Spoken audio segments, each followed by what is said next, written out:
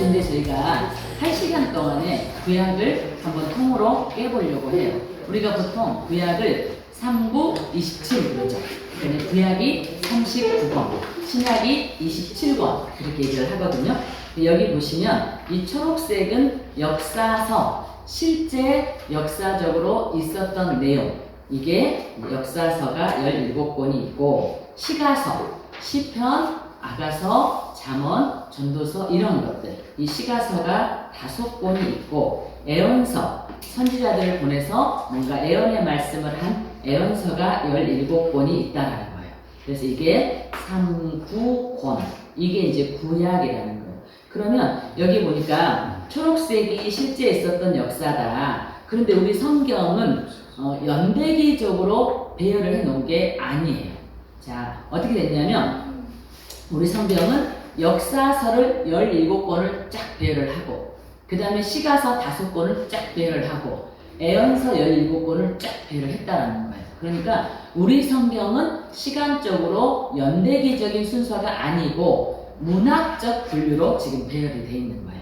이게 역사서냐, 시가서냐, 애언서냐 이렇게 문학적인 분류로 배열이 돼 있다. 그래서 우리가 드라마도 1편 봤다가 8편 봤다가 또 2편 봤다 이러면은 좀 이해가 잘 안 되잖아요. 그런 것처럼 성경도 시간적으로 연대기적으로 다시 한번 재배열을 해보자. 그래서 이 표가 만들어지는 거예요. 근데 여기 보니까 큰 동그라미도 있고 작은 동그라미도 있죠. 이 말은 큰 동그라미는 실제 역사 이렇게 막 지나가고 있는데, 작은 동그라미는 그때 발생된 성경을 가리켜요. 예를 들면 사무엘상하의 주인공은 누구라고 볼 수 있을까요? 다윗이 주인공이에요. 그렇기 때문에 다윗이 쓴 시편은 이쯤에 나와야 되겠죠. 열왕기를 쫙 들어가면 솔로몬 왕이 등장해요. 그래서 솔로몬이 쓴 잠언, 전도서, 아가서를 여기에 붙인다라는 거예요.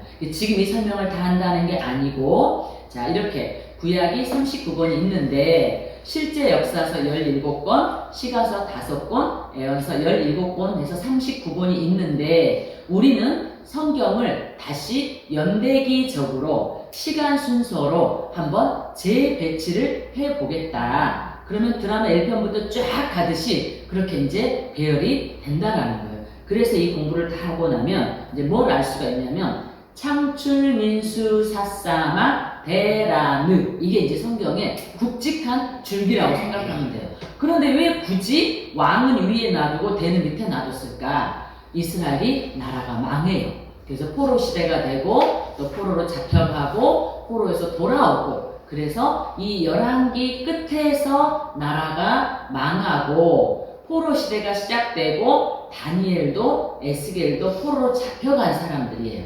그래서 위에는 이제 이런 내용이다. 그 다음 밑에는 포로 시대와 포로 귀환 시대의 내용이다. 그냥 굵직굵직 이렇게만 한번 보고, 지금부터 우리가 1시간이라는 시간 동안 구약을 통으로 한번 꿰봐야 되기 때문에, 자, 지금 간단하게 한번 지나가 보겠습니다. 자, 그러면 자, 우리 성경은 자, 시작을 할 때 뭘로 시작을 하나요? 창세기 1장 1절이 태초에 하나님이 천지를 창조하시니라. 창조부터 시작을 해요. 그리고 하나님 나라 이스라엘은 언제부터 시작을 할까요? 창세기 12장부터. 하나님이 아브라함을 불러서 너는 복이다. 너를 통해 모든 민족이 복을 받을 것이다. 라고 하는 거예요. 그러니까 창세기만 딱 놓고 볼 때 1장은 천지 창조. 그 다음에 11장까지 무슨 내용이 있겠죠. 그 다음에 12장에 하나님이 아브라함을 부르면서 하나님 나라 이스라엘이 시작된다. 라고 볼 수 있는 거예요. 그래서 여기에 보시면 1장부터 11장까지의 내용은 이스라엘 이야기가 아니에요. 창조 이야기고 인류 일반 역사인 거예요. 이스라엘 나라가 시작하기 전에 인류의 일반 역사가 어떻게 돼 있는가를 1장부터 11장까지 우리가 확인할 수 있고, 왜 창세기 12장에서 하나님이 아브라함을 불러서 하나님 나라 이스라엘 시작했는가, 그 이유를 1장부터 11장까지 보면 이해가 된다라는 거예요. 오늘은 막 성경을 찾고 이제 그럴 정도의 시간은 우리가 안 되기 때문에 제가 간단하게 이제 설명을 해보자면, 여기 지도가 나오죠. 지도가 나온다는 건 실제 있었던 이야기라는 거예요. 실제. 자, 자, 그래서 이 내용이 창세기 1장부터 11장에 갑자기 에덴으로 추정되는 곳이 이곳이라는 거예요. 우리는 에덴 동산 하면 왠지 막 천국에 있을 것 같고 이 땅이 아닌 다른 데 있을 것 같죠. 제가 여러분한테 설명을 할 때 여러분이 제가 창세기 2장 10절 그럼 그것만 딱 적어놨다가 나중에 한번 찾아보시면 좋을 것 같아요. 지금 다 찾을 시간이 없으니까. 그래서 창세기 2장 10절부터 14절까지 보면은 어떤 내용이 있냐면 이렇게 돼 있어요. 강이 에덴에서 흘러나와 동산을 적시고 거기서부터 갈라져 네 근원이 되었으니 첫째 강은 비손이고 둘째 강은 기온이고 셋째 강은 힛베겔이고 넷째 강은 유브라데더라. 이게 창세기 2장에 나온다라는 거예요.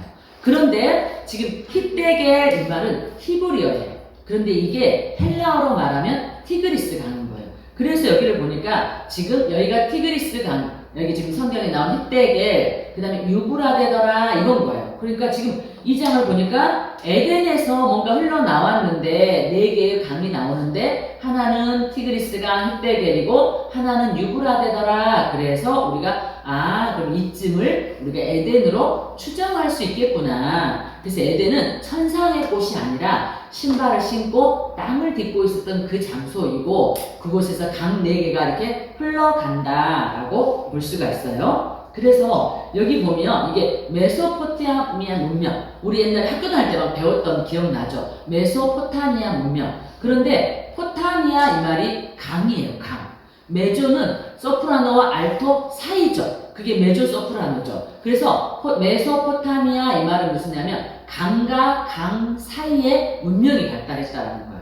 지금도 그러죠. 강 주변에 사람이 모여 살면서 문명이 발달하죠. 그래서 에덴으로 추정된 곳에 티그리스강, 유프라테스 강이 있고 이 강과 강 사이에 인류 최초의 문명, 메소포타미아 문명이 이렇게 발생했구나라고 알 수가 있어요.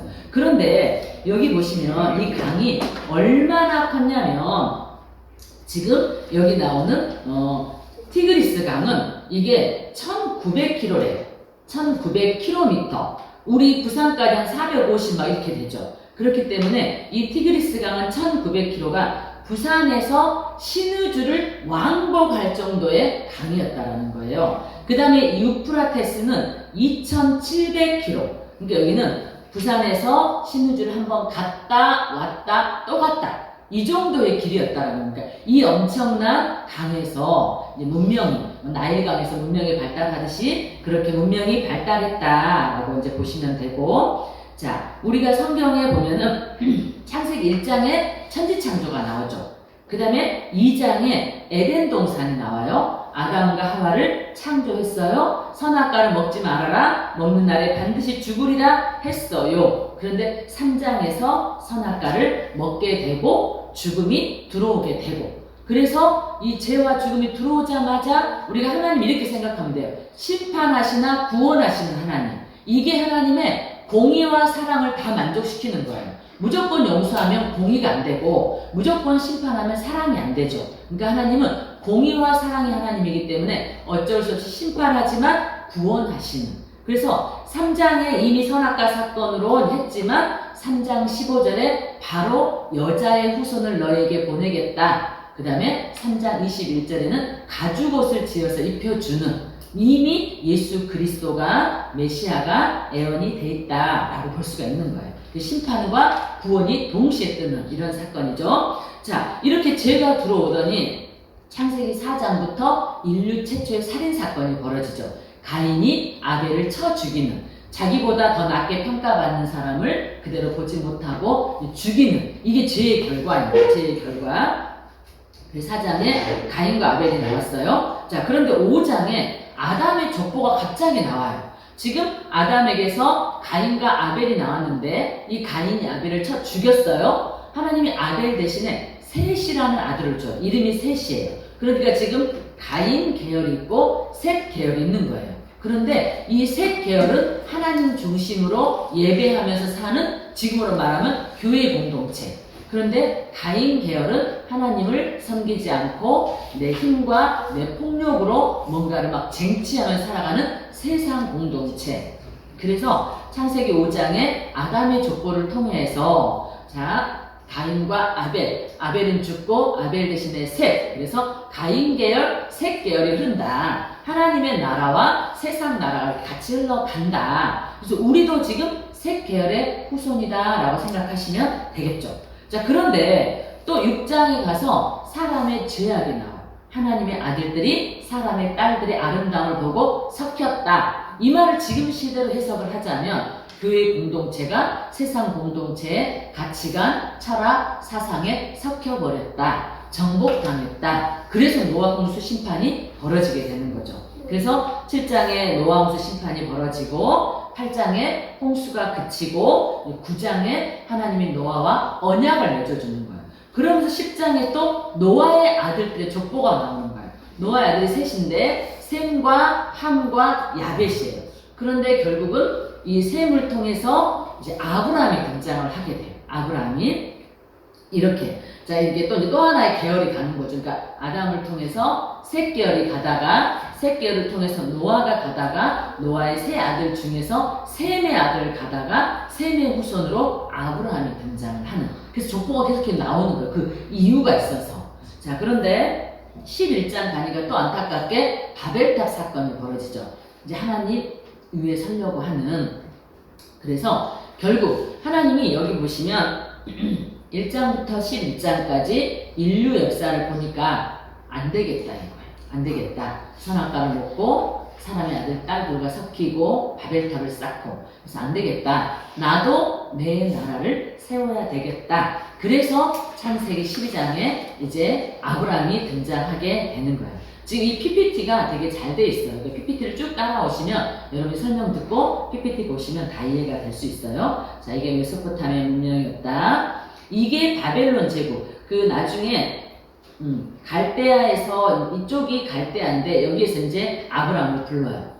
이쪽이 약간 바벨론의 모체가 된다는 거죠. 그래서 자 이렇게 되고 이제 바뀌었죠. 여기 보니까 창세기 12장부터 50장으로 바뀐 거예요. 그러니까 아까 11장까지는 창조와 인류 일반 역사 봤더니 아니다. 그래서 하나님이 12장부터 이제 이스라엘 나라를 시작하는 내용이 나오는 거예요. 자 갈대아 우르에서 누구를 부를까요? 아브라함을 부르죠. 그러면서 자 내가 너에게 지시할 땅으로 가라. 내가 너로 큰 민족을 이루겠다. 너는 복이다. 너를 통해서 모든 민족이 복을 받을 것이다. 그 예언이 그 약속이 이루어졌나요? 안 이루어졌나요? 이루어졌죠. 지금 대한민국에까지 이렇게 성취가 된 거잖아요. 그러니까 이미 창세기 12장에서 하나님이 아브라함을 통해서 약속했던 거. 그 다음에 신약에 가면 사도행전 1장 8절을 통해서 성령이 임하면 권능을 받고 땅끝까지 증인되리라. 그러니까 하나님은 처음부터 대상이 관심이 열방이었던 거죠. 이스라엘만이 아니고 이스라엘만 선민의식을 가지고 살면 안 되고 아브라함을 불렀을 때도 모든 민족이 사도행전에서도 땅끝까지 이렇게 되는 거예요. 그래서 자 지시할 땅으로 가라 라고 했고 아브라함이 아버지와 하란에 갔고 하란에서 아버지는 죽고 지시할 땅, 약속의 땅, 가나안 땅으로 가죠. 그러면서 아브라함이 이삭을 낳고 이삭이 야곱을 낳고 야곱이 12아들을 낳게 되는데 그 중에 누가? 요셉이 형들의 시기와 질투에 그래서 이집트의 노예로 팔려가게 되는 거죠. 자 그러면서 자 이집트의 노예로 팔려갔는데 여러분이 다 아는 얘기 이집트의 총리가 되죠. 그런데 이때 기근이 들고 야곱의 70명의 식구가 성경에 나오기는 70명의 식구가 이집트로 들어가요. 그리고 나서 야곱이 죽고 마지막 창세기 50장에서 요셉도 죽고 그럼 요셉이 내 해골을 갖다가 저쪽에 묻어주는데 그것도 나중에 성취가 돼요. 이제 여기까지가 이제 창세기 내용이라는 거예요.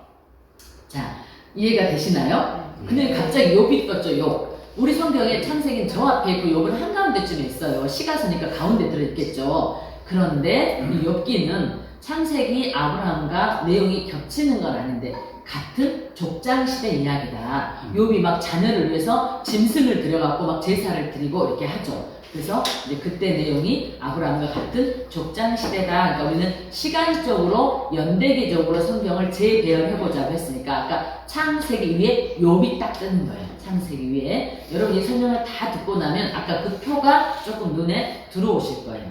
그래서 이제 욥은 그 고난받는 의인의 이야기 그런 얘기죠. 자, 그리고 이제 출애굽기가 떴죠. 지금 창, 욥 했고 이제 출이 떴어요. 자, 아브라함에게 이미 약속을 했어요. 그러니까 하나님을 믿으려고 작정하면 정말 믿기가 쉽고 안 믿으려고 하면 아예 안 믿어지는데 이미 아브라함에게 너의 후손이 그 나라에 이방 나라에 객이 돼서 400년 있을 거다 이 말을 이미 성경이 창세기에서 예언을 했어요. 그래서 우리 성경에 창세기와 출애굽기가 붙어 있지만 여기에는 430년의 간격이 있었어요. 간격이.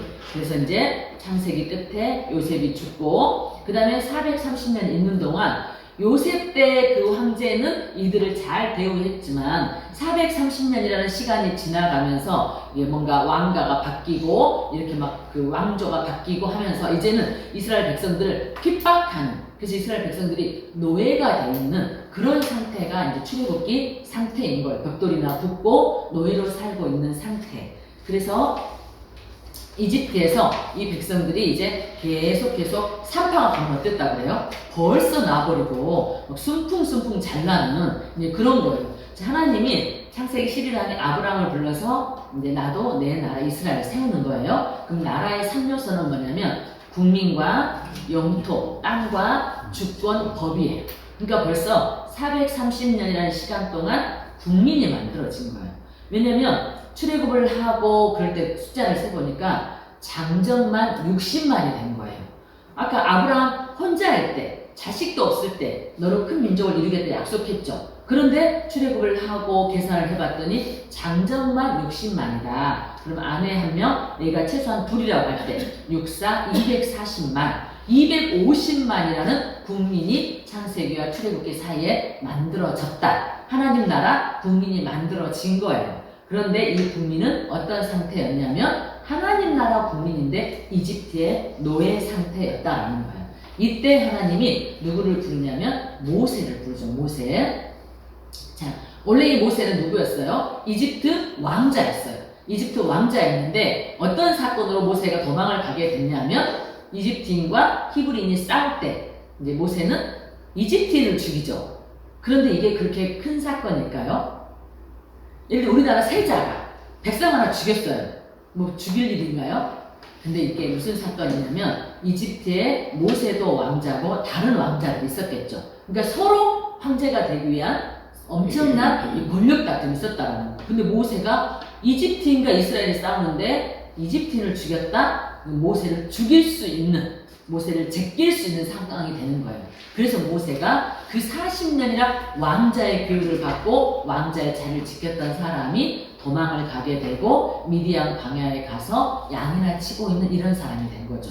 그래서 이 모세가 미디안 광야에서 40년의 양을 치고 있을 때 그때 시내산 떨기나무에서 이제 하나님을 만나고 이제 내 백성을 구원할 사명을 가지고 이제 모세가 이제 이렇게 자 이제 이렇게 되는 거예요. 그래서 이걸 자세히 보면 자 창세기 끝에 이집트로 들어갔다 그랬죠. 그 다음에 출애굽을 하죠. 먼저 모세가 도망을 나왔고 모세가 사명을 받고 백성을 데리러 갔고 백성을 데리고 출애굽을 하는 게 이제 출애굽기에 기록된 내용이다라고 보시면 되겠죠. 그래서 출애굽을 했어요. 막 10가지 재앙이 있었고 10번째 장자가 죽는 재앙이 있었고 그 다음에 홍해 바다가 갈라지는 역사가 있었고 제가 1시간이기 때문에 자세한 얘기를 할 수가 없어요. 근데 여러분들이 많이 안다고 치고 그렇게 이런 과정을 통해서 시내산에 왔어요. 시내산에 와서 여기서 하나님이 뭐를 하냐면 법을 주세요. 예를 들면 십계명을 주는 거예요. 십계명뿐만 아니라 많은 법을 줘요. 근데 우리에게는 기독교가 국교는 아니잖아요. 우리는 헌법이나 법이 따로 있잖아요. 근데 이 이스라엘 나라는 하나님이 왕이고 하나님 나라고 하나님 백성이고 하나님이 주신 십계명과 많은 법이 이들의 국법이 되는 거예요. 국법이. 자, 이런 상황이다. 그래서 하나님이 시내산에서 언약을 뭐라고 맺냐면 나는 너의 하나님이고 너희는 내 백성이다. 이제 언약을 맺고 이제 내가 너희를 다스려야 되니까 법을 줄게 라고 하는 십계명과 많은 법을 주시고 내가 이제 너희 가운데 거할 테니까 그걸 상징할 수 있는 성막을 지어라 라고 해요. 성막을 다 지었더니 빽빽한 구름이 뜨고 거기 막 하나님의 임재가 있는 이런 거죠. 그 사람들이 구름 기둥이 움직이면 같이 움직이고 구름 기둥이 멈추면 같이 멈추고, 그래서 시내산에서 주신 내용이 언약을 맺고 법을 주시고 성막을 지으라는 내용, 이것을 앞으로 오고 오는 후손들을 위해서 기록해라 라고 하는 책이 레위기라는 거예요.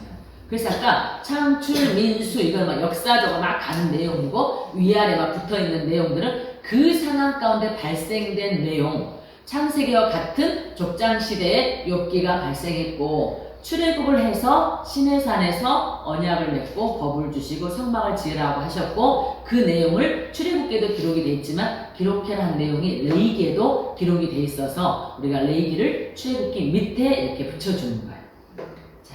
자, 그러면 민수기가 나왔죠. 벌써 창출, 레민, 민수 하죠. 민은 백성, 민, 숫자 수인 거예요. 왜 갑자기 백성을 세라고 할까요? 하나님은 이들을 시내산에 살게 하려고 데리고 나온 게 아니에요. 이들에게 약속한 땅, 여기 보시면 여기가 갈릴리 호수, 여기가 요단강, 여기가 사해바다. 하나님이 약속한 땅은 여기 요단 서편 땅, 여기가 가나안 땅인 거예요. 자, 여기 있다가 아까 이제 그 야곱의 70명 이렇게 간 거죠. 요셉도 이렇게 팔려가고 이렇게 간 거였고, 지금 이렇게 온 거죠. 그러니까 지금 약속의 땅은 여기인 거예요. 그래서 이 땅을 이제 차지해야 되기 때문에, 근데 이 땅은 비어있는 땅이 아니에요. 가나안 7족속, 우리 막 메뚜기 이번에 막 배웠죠. 가나안 7족속들이 막 그 거인 종족 같은 사람들이 차지해서 살고 있어요. 그러니까 그 땅에 가서 전쟁을 하고 쟁취해야 되기 때문에 장정이 숫자를 셌더니 60만이 되었다는 거죠. 백성 및 숫자 수, 민수 해가지고 지금부터 땅 찾아가는 거예요. 이제 이렇게 가는데, 자 이렇게 먼저 가데스 바네로 왔어요. 이렇게 오는 거예요. 근데 이 가데스 바네아에서 무슨 사건이 벌어졌냐면 여기에 정탐꾼을 보내죠. 근데 갔다 와서 뭐라 그래요? 여호수아와 갈렙은 하나님 우리 함께 하시면 그들은 우리의 밥입니다, 먹입니다, 막 이렇게 그 땅을 취합시다 이랬는데, 나머지 10지파는 그들은 거인족이고 우리는 막 메뚜기예요, 막 우리가 가면 막 다 죽게 생겼어요, 우리 자식들이랑 우리 다 죽게 생겼어요 그러는 거예요. 그래서 민수기에 너희 말이 내 귀에 들린 대로 내가 너에게 행하리라.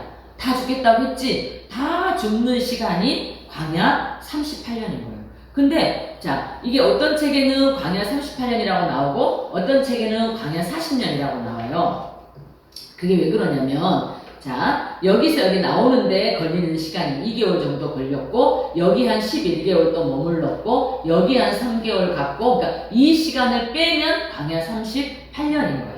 그래서 민수기에는 광야 40년 이렇게 나와 있고, 그 다음에 신명기에는 38년 이렇게 나와 있어요. 이 2년을 빼고 광야에 있었던 거는 38년이니까 이렇게 기록이 돼 있다라는 거죠. 자, 그래서 지금 아까 20세 이상의 숫자를 세서 그때 60만이 됐잖아요. 근데 그때 20세 이하였던 아이들과 이 광야에서 태어났던 사람들, 이제 광야 2세대가 되는 거죠. 광야 1세대는 여기서 다 죽었고 이제 광야 2세대가 성인이 되었어요. 자, 그래서 이들은 38년 동안 이제 살았던 이곳을 떠나서 이제 움직이는 거예요, 지금. 자, 그런데 하나님이 약속한 땅은 여기였지만 이제 이렇게 돌아서 이제 가게 돼요. 그래서 자, 이렇게 걸어서 이렇게 막 가는 거예요.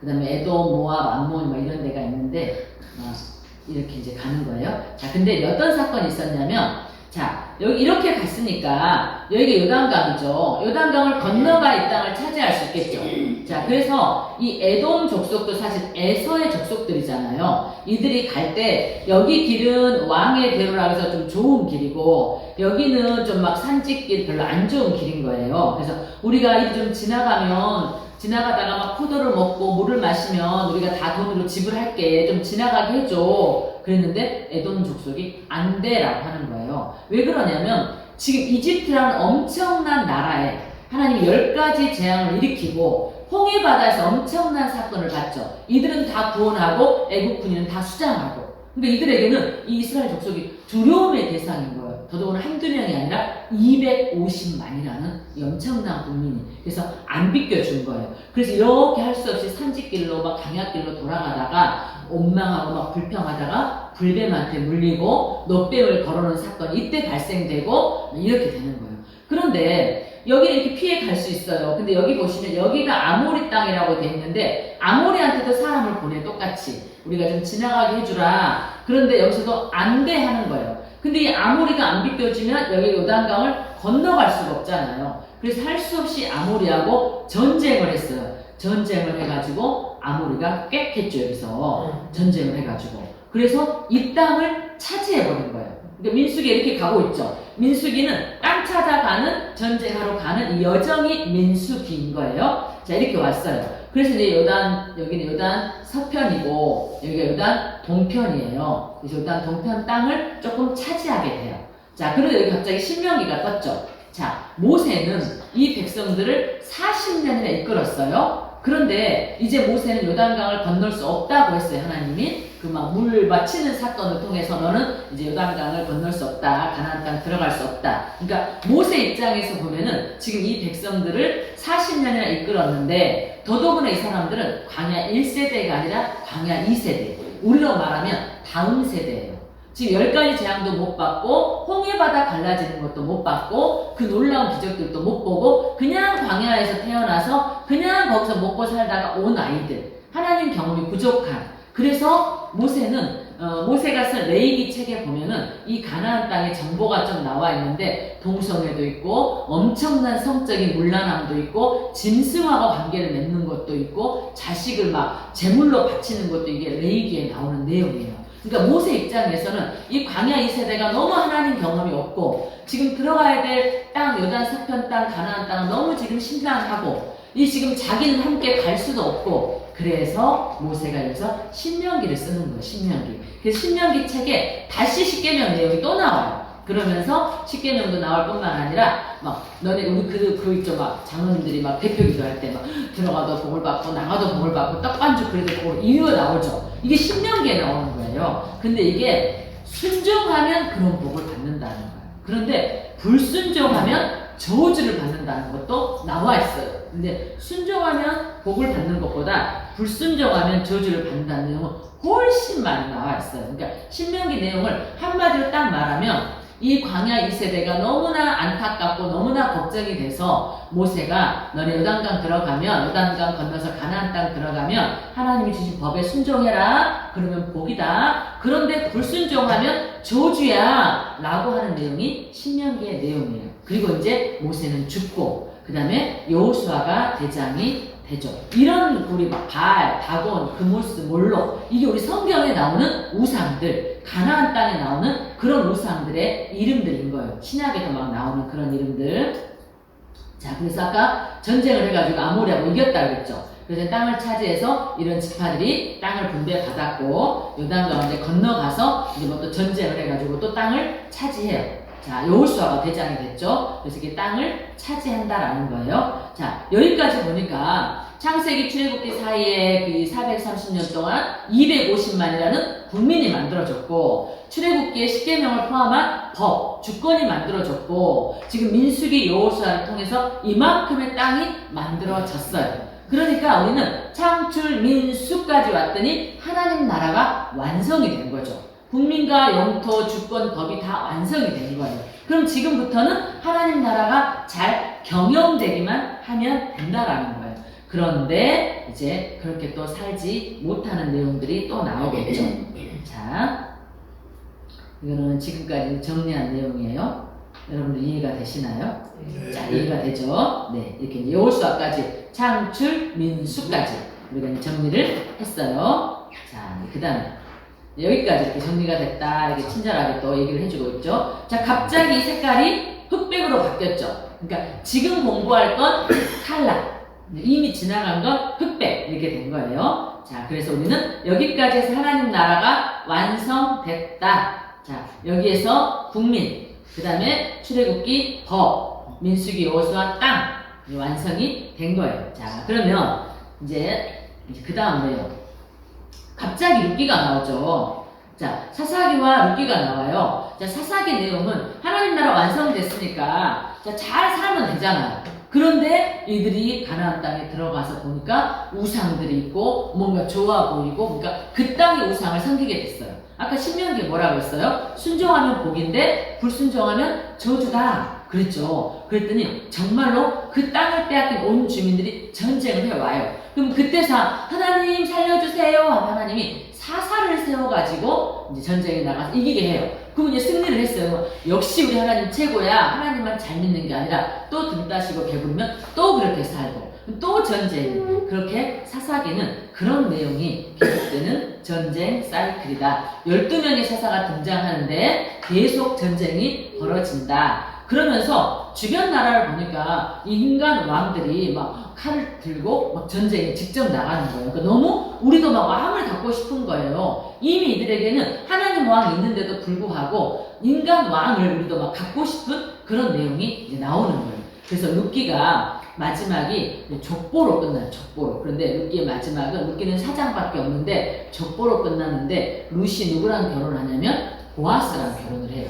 그런데 보아스가 오벳을 낳고 오벳이 이새를 낳고 이새가 다윗을 낳았더라. 그 룻기가 끝나요. 이 다윗의 할아버지가 그러니까 다윗의 아버지가 이새, 할아버지는 오벳, 증조 할아버지는 보아스. 그러니까 룻은 다윗의 증조 할머니가 되는 거예요. 그러니까 이미 하나님은 룻기를 통해서 앞으로 하나님 마음의 합판과 다윗까지 이미 룻기에서 보여주고 끝난다라고 보시면 돼요.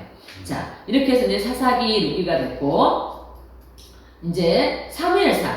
자, 사무엘에는 상하가 있는데, 사무엘 상은 이제 다윗이, 우리가 이제 다윗이 주인공이에요. 왜냐면, 1대 왕이 누구냐면 사울. 근데 사울은 결국 버림받는 왕이 되죠. 2대 왕은 다윗, 하나님 마음에 합한 왕. 우리는 다윗만 생각하자는 거예요. 그럼 다윗이 왕이 되기 전 내용이 사무엘상. 다윗이 왕이 된 후가 사무엘 하 이렇게 된다라는 거예요. 그래서 1대 왕 사울이 이제 통치한다. 그 다음에 2대는 다윗이 통치한다라고 보시면 되고, 자, 그 내용이 사무엘 상하라고 보시면 돼요. 자, 그리고 사무엘 상하니까 이제 다윗은 시편도 여기 쫙 붙이면 되겠죠. 자, 이렇게 됐고, 이제 3대 왕 누구예요? 솔로몬. 요즘 우리 주일날 왕 시리즈 하고 있죠. 3대 왕 솔로몬.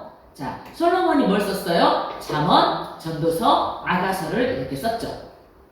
자, 근데 솔로몬이 우리 성경에 붙이면 여인이 1000명이라는데 1000명. 그게 성경에 딱 1000이라는 숫자가 나와 있어요. 후궁이 700명, 첩이 300명. 이렇게 이방 여인과 결혼을 한 이유가 더 나라가 부강해지기 위해서 이방 나라 여인들과 정략 결혼을 한 거예요. 그러다 보니 이 여인들이 베개송사를 소소소속 해가지고 솔로몬이 그렇게 일천번제도 드리고 성전 건축도 했고 훌륭한 왕이었는데 나중에는 하나님을 버리고 하나님을 떠나고, 그래서 이 솔로몬에게 하나님이 나타나서 내가 너에게서 10지파를 뺏어서 네 신하에게 주겠다라고 솔로몬 때 예언을 하는 거예요. 그러니까 남북이 갈라지는 원인 제공은 솔로몬이 했던 거예요. 그래서 3대 왕 솔로몬이었고, 지난주에 우리가 르호보암 설교했었죠, 목사님이. 그래서 자, 북이스라엘 남유다로 나눠지는데 북이스라엘은 솔로몬의 신하, 지금으로 말하면 국방부 장관 같은 사람이 여로보암이 10지파로 북이스라엘을 하고, 남유다는 솔로몬의 친아들, 왕통인 거죠, 혈통이 르호보암이 남유다를 하고 있는 거예요, 이렇게. 자, 그런데 우리가 갑자기 빨간색이 등장했죠. 그러니까 우리는 아무 생각 없이 이사야도 읽고 에레미야도 읽고 호세아도 읽고 이럴 수 있는데 이런 사람들이 그냥 나타난 게 아니었다라는 거예요. 열왕기 상하라는 이 내용, 이 왕들의 이야기가 나올 때 이 왕들이 하나님을 떠나고 하나님 중심으로 살지 못하니까 그때 하나님이 애언자를 보내는 거예요.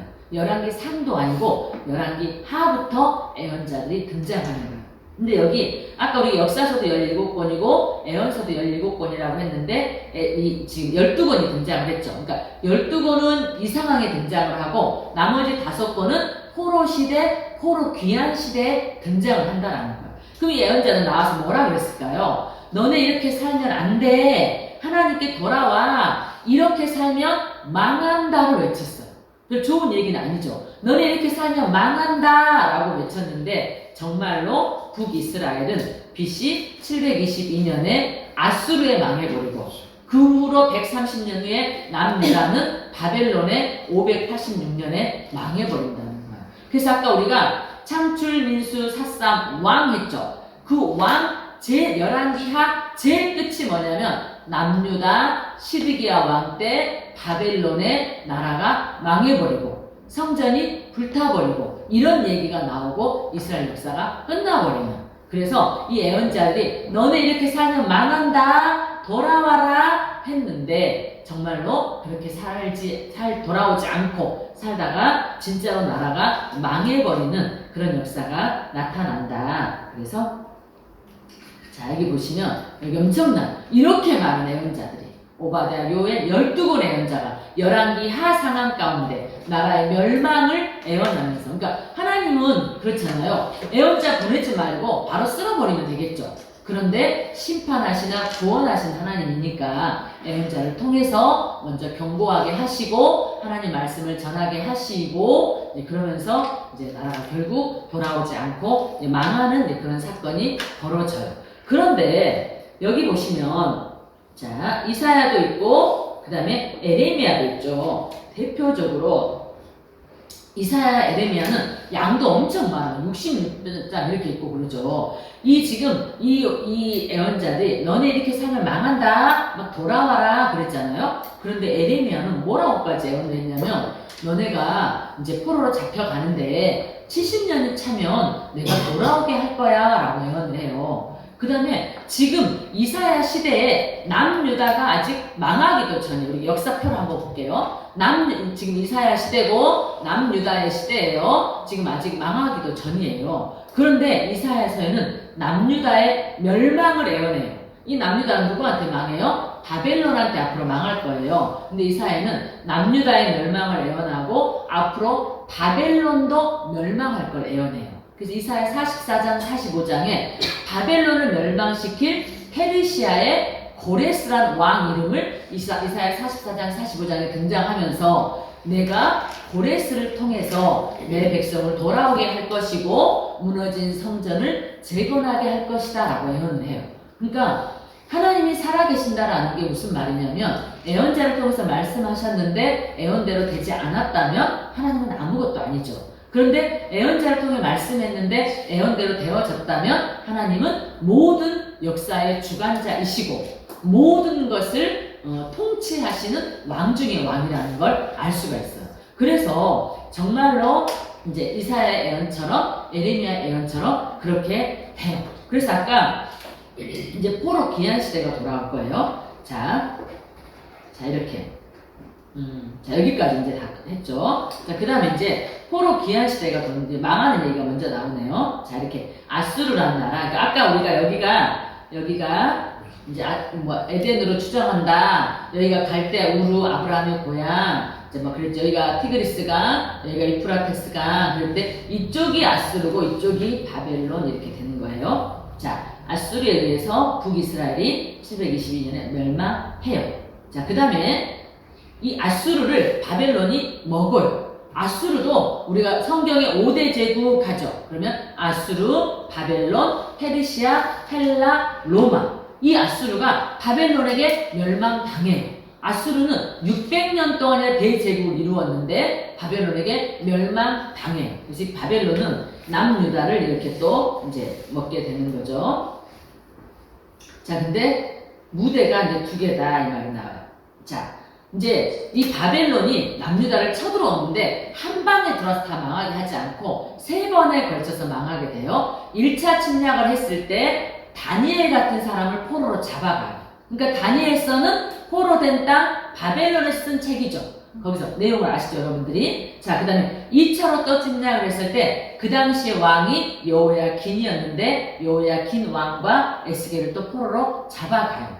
그 다음에 3차로 침략을 해서 최종 멸망을 하게 돼요. 그러니까 이제 무대가 우리가 두 개다라고 볼 수 있어요. 지금 이미 나라는 망했어요. 근데 무대 A, 예루살렘에서는 예레미야 같은 예언자들이 뭔가 예언을 하고 있고, 무대 B, 바벨론에서는 여전히 하나님이 당신의 백성들을 지키시고 말씀하시고 다니엘과 에스겔을 통해서 하고 계신다라고 볼 수가 있겠죠. 자, 그래서 다니엘, 에스겔 약간 밑으로 내려갔었죠. 아까 포로 시대가 됐으니까 밑으로 내려간 거예요. 자, 그래서 이렇게 보면, 자, 그랬는데 아까 그랬죠. 에레미야가 뭐라고 했냐면 70년이 차면 돌아오게 하겠다라고 했어요. 그러니까 지금은 너네가 바벨론이라는 심판의 몽둥이를 통해서 너네가 지금 채찍을 맞는 거야. 그렇지만 내가 심판하나 구원하는 분이니까 70년이 차면 내가 돌아오게 하겠다라고 해요. 그런데 정말로 아까 망할 때도 1차, 2차, 3차 했는데 돌아올 때도 1차, 2차, 3차로 돌아와요. 그래서 먼저는 수룹바벨과 에수아라는 사람들이 리더가 돼서 5만 명이 이끌어서 돌아와요. 근데 지금 갑자기 라가 떴죠. 이 라라는 책은 에스라예요. 성경 에스라인데 가장 설교를 안 한 부분이 에스라지 않는가 싶어요. 에스라는 1장부터 10장까지 써요. 근데 에스라서 한번 보면은 포로들이 돌아온 이야기가 써 있어요. 막 몇만 명이 돌아왔다. 정확히 5만 명도 아니에요. 뭐 누구 족속 뭐 4만 8천 몇 명 이런 식으로 막 나귀는 몇 마리, 뭐 종은 몇 명 이렇게까지 엄청나게 자세하게 써놓은 책이 에스라서입니다. 우리는 지금부터는 포로 귀환 시대를 보니까 에스라서를 통해서 포로 귀환 시대를 보는 거예요. 자, 그래서 1차로 수룹바벨과 에수아가 돌아왔다. 그래서 이 사람들이 제일 먼저 뭐를 하냐면 성전을 지으려고 해요. 생각해 보세요. 우리가 하나님 나라예요. 하나님 백성이에요. 그런데 오라케 같은 나라에 잡혀가가지고 그 땅에서 살았어요. 그럴 때 얼마나 회개를 했겠어요. 회개하고 자복하고 막 기도하면서 우리가 하나님을 떠나서 말씀을 떠나서 우상을 숭배하며 살았네요. 하나님 회개합니다. 막 이렇게 하면서 우리가 고국으로 돌아가기만 하면 막 무너진 성전을 재건하고 다시 말씀 중심으로 살고 다시 기도하며 살고 이랬겠죠. 그래서 오자마자 성전을 이제 짓기 시작하는 거예요. 그런데 아까 북이스라엘을 아수르가 쳐들어왔다고 했어요. 그런데 아수르는 식민 정책이 뭐였냐면 피를 섞어버려요. 그래서 민족 말살 정책처럼 정체성을 말살하려고 아수르 사람을 북이스라엘 사람을 아수르, 이게 성경에 나온 내용이에요. 이게 피를 섞어버려요. 그래서 이 피가 섞인 사람을 사마리아인 이렇게 부르는 거예요.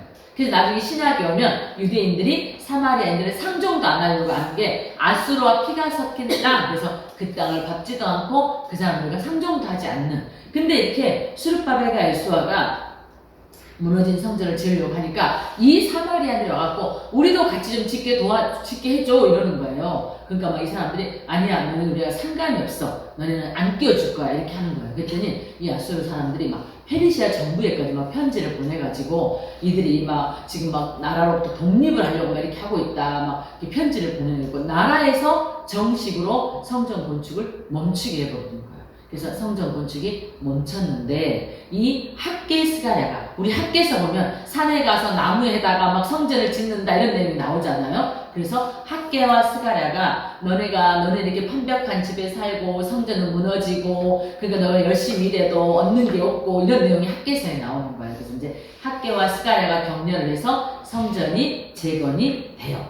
자, 그리고 나서 성전이 재건이 돼서 으쌰으쌰하고 막 어깨 뿜뿜하고 막 있는데 저쪽에 페르시아 땅에서 에스더 사건이 벌어지는 거죠. 하만이 모든 유대인들을 죽이려고 했던 그 사건이. 그런데 지금 죽으면 죽으리라 나갔고 모든 유대인이 구원함을 얻었죠. 이때 만약에 모든 유대인이 죽었더라면 2차 기한, 3차 기한은 없겠죠. 근데 이렇게 이때 하나님이 구원해 주셔서 2차로 에스라가 기한을 해요. 에스라라는 사람이. 그 다음에 3차로는 에스라 2차로 기한했고 3차로는 느헤미야가 또 기한했고 방금 대가 떴는데 이 대는 뭐냐면 시간이 부족해서 열왕기상하와 역대상하가 있어요. 근데 좀 웃기지 않나요? 어려운 왕 이야기를 다 읽었어. 재미도 없고 어려운데 근데 바로 뒤에 역대상하가 또 있는 거예요. 읽기도 싫은데 근데 이거는 엄청 다른 책이에요. 일단 열왕기상하 역대상하는 쓰여진 저자도 다르고 쓰여진 시기도 다르고 쓰여진 목적도 달라요. 열왕기는 주로 누가 얘기가 많이 나오냐면 솔로몬과 아합과 이런 사람들 얘기가 많이 나와요. 그러니까 나라를 멸망하게 원인 제공한 사람을 많이 써요. 그러면서 열왕기는 어쨌든 왕들에게 쭉 이렇게 나오면서 이제 이렇게 살면 너네 안 된다 라는 교훈으로, 그런 교훈으로 솔로몬도 나오고 아합도 나오고 막 이렇게 막 쓰거든요. 그런데 이 역대상하는 포로된 땅에서 이제 거기서 태어난 에스라가 포로 귀환을 해서, 이미 나라가 망한 후겠죠. 포로 귀환을 해서 이 백성에게 어떤 민족의 정체성을 심어주기 위해서 쓴 책이 역대상하예요. 근데 역대상하는 똑같은 왕이지만 좋은 걸 더 많이 써야 되겠죠. 그러니까 다윗이 밧세바를 범한 사건은 역대상하는 안 쓰는 거예요. 거기는 없는 거예요. 그리고 열왕기는 딱 시작할 때 이제 다윗은 늙고 솔로몬이 등장을 해요. 그 다음에 마지막 시드기야 왕 때 남유다에 멸망하는 걸로 끝나요. 그러니까 열왕기상하 시작은 솔로몬부터 시드기야다. 그런데 역대상하 1장은 뭘로 시작하냐면 아담, 셋, 에노스로 시작해요. 그 다음에 아브라함이 나오고 다윗이 나와요. 이 말은 무슨 말이냐면 민족의 정체성을 심어줘야 된다 그랬죠. 너희는 보통 사람이 아니야. 아브라함의 후손이고 아담의 후손이고 창조주 하나님의 후손이야. 이걸 심어주는 거예요. 그 다음에 역대하 끝도 시드기야 때 나라 멸망으로 끝나지 않아요. 에레미야를 통해서 70년이 차면 돌아오게 한다고 했다는 내용이 나오고, 마지막에 고레스가 너네 돌아가서 무너진 성전을 재건해라 라고 하는 고레스의 포로기한 칙령이 마지막이에요. 완전 다른 책이에요. 열왕기상하는 솔로몬부터 시드기야까지, 역대상하는 아담부터 고레스왕까지. 그러니까 열왕기가 여기 쏙 들어가겠죠. 부분집합이 되겠죠. 이렇게. 그렇게 다른 책이다. 그래서 지금 여기에 보면 대각이 쭉 간다라는 건 아까 아담부터 나오니까 창세기부터 간다 이 말이에요. 창세기부터. 자, 이렇게 보시고 3차로 느헤미야가 이렇게 돌아오는 거예요. 그리고 느헤미야 8장에 보면은 에스라라는 이름이 등장해요. 그래서 수문학 강장이 전부 모여가지고 에스라가 이렇게 딱 섰더니 막 사람들이 막 성경을 들고 일어서고, 우리 요즘 말씀 시리즈처럼 성경을 들고 막 일어서고, 에스라가 막 성경을 막 읽었더니 백성들이 막 울고, 느헤미야가 울지 말라고, 여호와의 성일이라고, 여호와를 기뻐하는 게 너의 힘이라고, 이런 내용이 느헤미야 8장에 나오거든요. 그러니까 에스라랑 느헤미야가 같은 시대에 이렇게 활동을 했구나 라는 것도 알 수 있어요. 그런데 이게 이 1차 기한, 2차 기한, 3차 기한 하는데 1년만 이렇게 돌아온 게 아니었어요. 1차부터 2차 기한까지가 한 80년 되고, 또 2차부터 3차까지가 또 한 막 10몇 년 되고, 그러니까 벌써 1차 기한부터 3차까지 하는 100년의 시간이 또 이렇게 지나가는 상황이 되는 거예요. 그래서 말라기가 등장을 할 때는 또 매너리즘에 빠져있는 그런 상황이 돼버린 거예요. 그래서 말라기 때 형식적인 제사, 헛된 제사, 더러운 예물을 드린다고 그러면서 말라기 마지막에는 뭐라고 하냐면 크고 두려운 여호와의 날이 올 건데, 이건 심판을 말하는 거예요. 크고 두려운 여호와의 날, 심판이 날 올 건데, 심판 이전에 내가 엘리야를 너에게 보내겠다. 아버지의 마음을 자녀에게, 자녀의 마음을 아버지에게 알게 해주겠다 라고 하면서 구약의 무대가 닫히는 거예요. 아까 에레미야가 70년이 차면 돌아오게 하겠다 그랬는데 1차 포로로 잡혀가고 1차 귀환을 할 때까지가 년도로는 68년이 된대요. 그런데 성전이 586년에 이제 무너졌는데, 아까 돌아와서 성전을 지었는데 중단돼가지고 다시 지었죠. 그래서 성전의 무너짐은 586년인데 성전의 재건은 516년이에요. 그러니까 이게 딱 70년인 거예요. 에레미야 예언대로 70년이 차니까 성전이 재건됐고, 이사의 예언대로 고레스가 내 백성을 돌아오게 해서 성전을 재건하게 했다는 거예요. 근데 이게 다 나라마다 식민 정책이 달라서 그런 거예요. 아수르는 혼혈 정책, 민족성 말살 정책, 바벨론은 훌륭한 사람들을 데려다가 이데올로기 교육을 시켜가지고 써먹는. 그래서 막 다니엘, 에스겔, 학자, 기조, 기술자, 장인들 다 데려가는 거예요. 그리고 이 페르시아는, 고레스는 유화 정책을 써요. 약간 지방 분권 정책처럼. 너네 막 돈을 지어주면서 돌아가서 나라를 재건해. 그리고 다 세금, 조공을 내. 그것이 페르시아가 이렇게 유화 정책을 써서 200년이나 제국을 유지했고 그렇게 전 세계 나라에서 조공이 들어오다 보니까 황금의 제국이라고 할 정도로 그런 나라를 이루게 됐다는 거예요. 자, 그래서 엄청 빨리 해가지고 다 했어요. 성경을